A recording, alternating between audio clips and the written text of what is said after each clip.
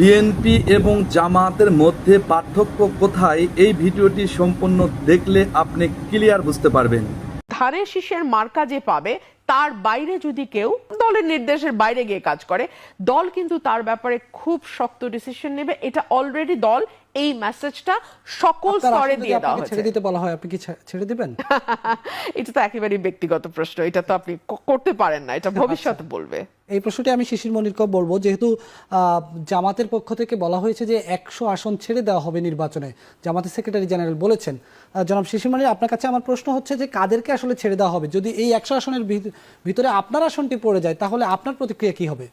Of course, যদি আবার আসন এই জোটগত কারণে ছেড়ে দিতে হয়, আমার কোনো আপত্তি থাকবে না এবং আমি হ্যাপিলি তাতে এগ্রি করে যাব এবং দলগতভাবে যেটা সিদ্ধান্ত নিবে অবশ্যই আমি সিদ্ধান্তের সাথে একমত পোষণ করব।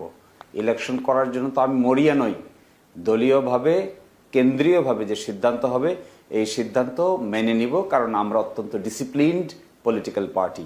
আমরা মনে করি দলীয় শৃঙ্খলাবোধ হলো আমাদের আদর্শের অংশ।